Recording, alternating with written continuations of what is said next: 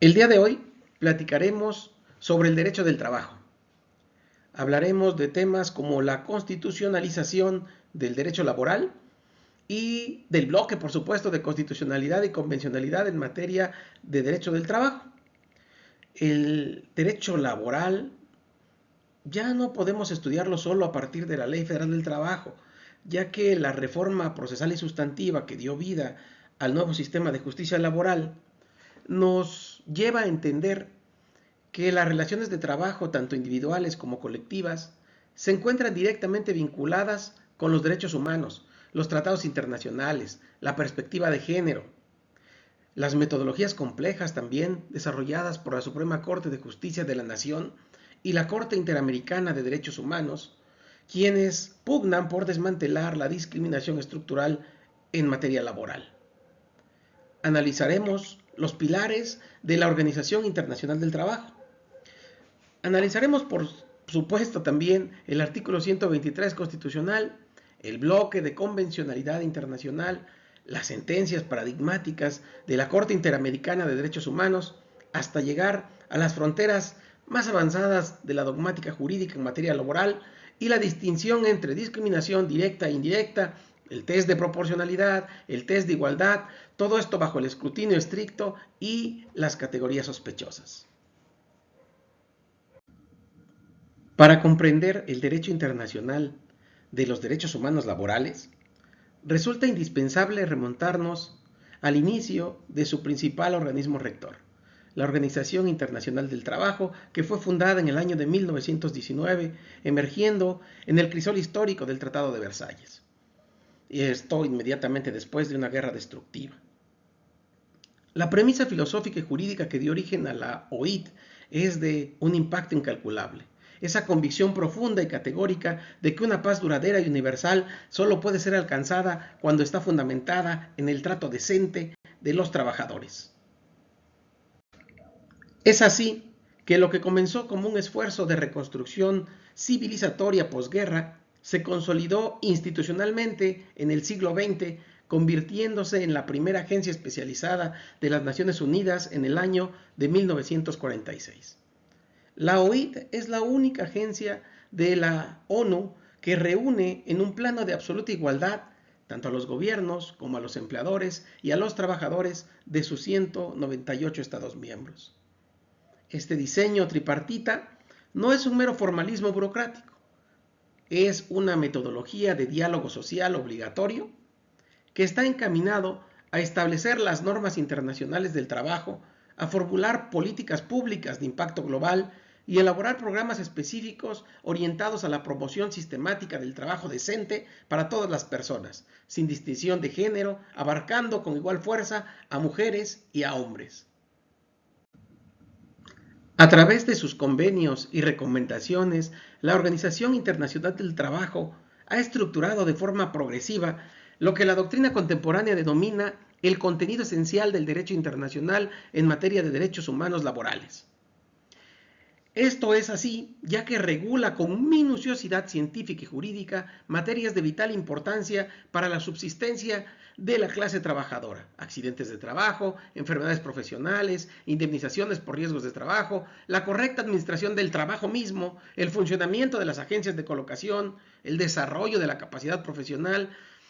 la protección de los créditos laborales en escenarios de insolvencia empresarial, el derecho sindical y de libre asociación, los descansos obligatorios, la igualdad sustantiva en el trabajo, la prohibición absoluta de la discriminación, la fijación de la edad mínima de admisión en el trabajo, por supuesto, la recopilación de estadísticas del trabajo, las condiciones específicas para la gente que trabaja en el mar, la higiene y la seguridad de los centros laborales, las licencias pagadas de estudios para los trabajadores, los mecanismos eficaces para la aplicación de normas internacionales, la prohibición, por supuesto, terminante de cualquier forma de trabajo infantil, la protección de la salud, el desarrollo de los recursos humanos, la protección del salario mínimo, la seguridad social, el estatuto para los trabajadores rurales, la abolición definitiva del trabajo forzoso, la regulación del trabajo nocturno y subterráneo, el régimen de vacaciones pagadas, que es tan importante, entre muchas otras vertientes normativas. Para comprender la fuerza vinculante e importancia de los derechos laborales, es obligatorio analizar su evolución histórica a lo largo del siglo XX. Un antecedente fundamental lo constituye la Declaración de Filadelfia del año 1944, ya que fue determinante en la evolución del constitucionalismo social al destacar con una profunda visión humanista el derecho inalienable que poseen todos los seres humanos, sin distinción de raza, credo, sexo, a perseguir libremente su bienestar material como su desarrollo espiritual en condiciones irrestrictas de libertad, dignidad, seguridad económica e igualdad de oportunidades. Todos estos principios se materializaron y desarrollaron a nivel normativo a través de los convenios internacionales que la OIT reconoce formalmente como fundamentales. La adopción de estos instrumentos jurídicos se efectuó a lo largo de un periodo histórico que abarca 7 decenios del siglo XX. El punto de partida de este entramado convencional fue el Convenio sobre el Trabajo Forzoso de 1930, cerrándose esta etapa con la adopción del Convenio sobre las peores formas de trabajo infantil en 1999. Mencionando los 8 convenios fundamentales originales que estructuran este bloque, pues diríamos que son el Convenio sobre el Trabajo Forzoso de 1930, el Convenio sobre la Libertad Sindical y la Protección del Derecho de Sindicación de 1948, el Convenio sobre el Derecho de Sindicación y de Negociación Colectiva de 1949, el Convenio sobre Igualdad de Remuneración de 1951, el Convenio sobre la Abolición del Trabajo Forzoso de 1957, el Convenio sobre la Discriminación de 1958, el Convenio sobre la Edad Mínima para Trabajar de 1973, el Convenio sobre las peores formas de trabajo infantil de 1999. Un paso procesal y orgánico de enorme trascendencia ocurrió en 1950, cuando la OIT instauró un procedimiento especial destinado a examinar las quejas por violación de la libertad sindical, dotándolo de la facultad de operar incluso en relación con aquellos estados que no hubiesen sido ratificados los convenios específicos sobre la materia. Este diseño procesal derivó en la constitución formal del Comité de Libertad Sindical del Consejo de Administración, atestiguando un temprano reconocimiento orgánico de que la libertad sindical constituye un pilar fundamental para la pertenencia a la Organización Internacional del Trabajo. Sin embargo, no obstante a estos avances, fue en la década de 1990 que, en el contexto geopolítico de la posguerra fría y el auge irreversible de la globalización económica, cuando la comunidad internacional aceleró la adopción de medidas operativas que consolidaran estos derechos como una categoría específica e indispensable. La Cumbre Mundial sobre Desarrollo Social de 1995 emitió un enérgico llamamiento histórico,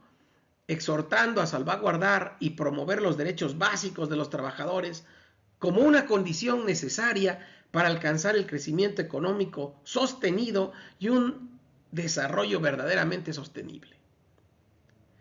Esto fue impulsado también y refrendado en la Conferencia Ministerial de la Organización Mundial del Comercio de 1996, donde las naciones se comprometieron formalmente a observar las normas fundamentales del trabajo reconocidas internacionalmente. Todo este proceso histórico, como ya se mencionó, con la adopción de la Declaración de 1998, disipa cualquier duda sobre el compromiso de los miembros de la OIT de hacer estos derechos una consolidación real y material en todos los Estados miembros. Es importante retomar la fuerza transformadora que representó en la historia del derecho social internacional lo sucedido en el año de 1998, cuando la Conferencia Internacional del Trabajo adopta de manera unánime la Declaración de la Organización Internacional del Trabajo relativa a los principios y derechos fundamentales y su seguimiento. La relevancia jurídica de esta declaración estriba en que genera una obligación constitucional directa para todos los Estados miembros solo por el mero hecho de pertenecer a la organización. El texto compromete a las naciones a respetar, promover y hacer realidad de buena fe los principios y derechos comprendidos en 4 grandes categorías fundamentales, independientemente si se han ratificado o no los convenios específicos pertinentes. Esta declaración establece con claridad que estos derechos humanos laborales poseen un carácter universal inseparable, aplicándose de manera irrestricta a todas las personas en todos los países del orbe. Asimismo, la Declaración de 1998, con esta fuerza proteccionista prioritaria hacia aquellos grupos sociales con grandes necesidades especiales o en condiciones de vulnerabilidad agravada, haciendo mención explícita de los desempleados y de los trabajadores migrantes. El instrumento internacional parte de este postulado sociológico y económico fundamental que hoy en día lo mantiene vigente. Reconoce con toda contundencia que el crecimiento económico por sí solo, desprovisto de un marco de justicia social, es éticamente insuficiente para asegurar la equidad, garantizar el progreso social y erradicar la pobreza que azota a nuestras sociedades. Es así que la comunidad internacional y la OIT han decantado un extenso diálogo normativo de las normas internacionales del trabajo bajo estas 4 categorías de principios y se erigen como el núcleo duro y sólido de los derechos fundamentales en materia laboral. Y que, por supuesto, son la base de la participación de los estados y de la consecución de acciones que logren que se materialicen de forma efectiva en cada una de las naciones miembros. Ahora hablemos de los principios. Empecemos con el de libertad sindical y de negociación colectiva. Este derecho inalienable de todos los trabajadores y empleadores a constituir de forma autónoma las organizaciones que estimen convenientes, así como afiliarse libremente a ellas con el propósito de defender sus respectivos intereses económicos y sociales y de negociar con fuerza, de forma colectiva, sus condiciones laborales. Este constituye el cimiento básico del trabajo decente y un pilar indispensable para la subsistencia de cualquier sociedad democrática. El respaldo de la Declaración sobre la Justicia Social, la aplicación universal de este principio, la verdad es que dista de ser totalmente homogénea. Los informes globales de la Organización Internacional del Trabajo evidencian que no han ido creciendo de forma igual en todos los países y que todavía estamos lejos de una aplicación efectiva de estos derechos colectivos. A pesar de la gran actividad desplegada por la OIT, quien brinda asesoría técnica especializada a los gobiernos para diseñar y, legislar respecto de armonizar en su legislación estos derechos laborales. En el plano procesal y de control, tenemos al Comité de Libertad Sindical creado desde 1951, que funge como un órgano encargado específicamente de examinar los alegatos y violaciones a los derechos de esta organización. Este comité posee la competencia jurídica para conocer y pronunciarse sobre casos de cualquier Estado miembro de la OIT, con total independencia de si el país en cuestión ha ratificado o no los convenios, logrando con esto ser un auténtico guardián de los derechos de asociación a escala global. Continuemos con el segundo principio, la eliminación del trabajo forzoso u obligatorio. Las investigaciones científicas y sociojurídicas impulsadas por la OIT han revelado que las manifestaciones modernas del trabajo forzoso y la explotación laboral a menudo adoptan formas muy sutiles y complejas que no siempre logran encuadrar con facilidad en los rigurosos y tradicionales criterios de exigencia probatoria previstos en las legislaciones de los países miembros. Por este motivo, la dogmática jurídica contemporánea exige de forma obligatoria combinar armónicamente consideraciones de derecho laboral y de derecho penal para abordar con eficacia todo el aspecto de explotación y abuso, evitando que las prácticas laborales abusivas terminen degradándose hasta convertirse en un auténtico trabajo forzoso. Limitar el abordaje del fenómeno de la trata de seres humanos exclusivamente desde una óptica punitiva y de justicia penal entraña un grave riesgo de socavar la protección integral que necesitan las víctimas, toda vez que éstas podrían enfrentar barreras infranqueables para demostrar judicialmente que han sido técnicamente víctimas de trata bajo los estándares del derecho criminal. En este contexto, el protocolo de 2014 relativo al convenio sobre el trabajo forzoso de 1930 traza una hoja de ruta con las medidas preventivas obligatorias que los estados deben adoptar. El diseño e implementación de programas de educación e información destinadas en especial a las personas consideradas particularmente vulnerables, con la finalidad de evitar que se conviertan en víctimas de estas prácticas. Acciones educativas e informativas dirigidas específicamente a los empleadores, a fin de evitar que resulten involucrados de manera directa o por negligencia en sus cadenas de suministro en prácticas de trabajo forzoso. Por supuesto, esfuerzos institucionales orientados a garantizar que el ámbito de aplicación de la legislación relativa a la prevención del trabajo forzoso y el control de su cumplimiento, incluida de forma prioritaria, por supuesto, la legislación laboral, abarque sin excepción a todos los trabajadores y la totalidad de los sectores de las economías nacionales. Este fortalecimiento integral y operativo y financiero, por supuesto, de los servicios de inspección del trabajo y de otros órganos responsables de la aplicación coercitiva de la ley laboral. La protección efectiva de las personas, poniendo especial énfasis en los trabajadores migrantes contra posibles prácticas abusivas, engañosas o fraudulentas durante los procesos de contratación laboral y colocación. El apoyo y la exigencia compartida a los sectores público y privado para que actúen bajo estándares estrictos de debida diligencia encaminados a prevenir el trabajo forzoso y responder con rapidez a los riesgos inherentes. Es necesario, por supuesto, el despliegue de acciones estructurales para abordar las causas generadoras y los factores socioeconómicos que incrementan el riesgo de vulnerabilidad frente al trabajo forzoso. Continuemos con el principio de la eliminación efectiva del trabajo infantil.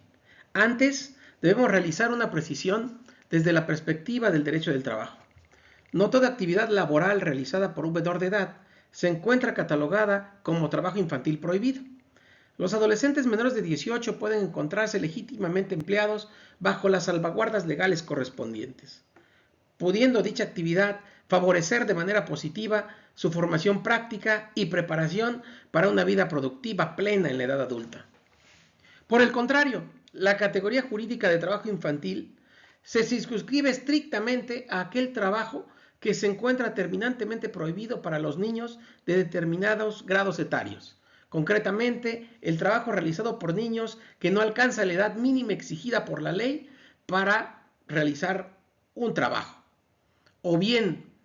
que por su intrínseca naturaleza o por las condiciones perjudiciales del trabajo se considere social y éticamente inaceptable que los menores trabajen y por ende sea objeto de prohibición legal absoluta.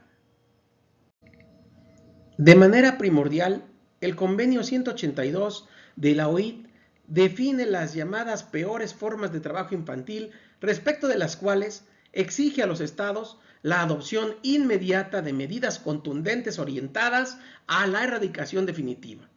La esclavitud en todas sus vertientes, la trata de menores, la servidumbre por deudas, el trabajo forzoso u obligatorio, el reclutamiento forzoso de niños para su utilización directa en conflictos armados, la explotación sexual infantil en la prostitución y la pornografía, la utilización de menores para la realización de actividades ilícitas, como el narcotráfico, y de manera general, todo tipo de trabajo peligroso que por su propia naturaleza o por las condiciones específicas en las que se desarrolla, sea susceptible de poner en grave peligro la salud, la seguridad o la moralidad del niño o adolescente. Toca el turno al principio de la discriminación en el empleo y la ocupación. Conforme con los estándares fijados en el Convenio 111 de la OIT, la discriminación en el empleo y la ocupación se define como cualquier distinción, exclusión o preferencia basada explícitamente en motivos de raza, color, sexo, religión, opinión política, ascendencia nacional u origen social, que produzca como efecto directo o indirecto anular, alterar o menoscabar la igualdad de oportunidades o de trato en el ámbito laboral. Asimismo, el marco normativo internacional faculta a los Estados miembros a ampliar este catálogo interpretativo, previa consulta obligatoria con las organizaciones representativas de empleadores y trabajadores, para especificar cualquier otro tipo de distinción, exclusión o preferencia que tenga por objeto alterar la igualdad de trato en el mercado del trabajo. No obstante, la dogmática jurídica establece una excepción técnica fundamental que los juzgadores deben de observar con extrema cautela. Aquellas distinciones, exclusiones o preferencias que se encuentren sustentadas estrictamente en las calificaciones, habilidades o requisitos técnicos intrínsecamente exigidos para el desempeño de un empleo determinado, estas no serán consideradas bajo ninguna circunstancia como actos de discriminación. Esto sería una diferenciación objetiva que se encontraría plenamente justificada derivada de las necesidades operacionales del puesto.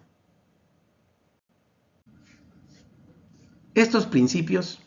es crucial que los entendamos para que la realización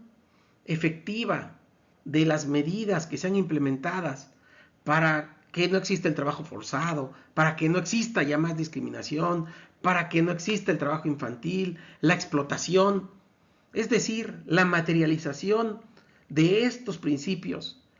deberá ser un objetivo prioritario tanto de la OIT como de los tribunales laborales, quienes deberán asumir esta responsabilidad histórica de luchar activamente por un mundo exento de estas circunstancias. No más trabajo infantil, no más trabajo forzoso, no más discriminación sistemática. Buenas noches.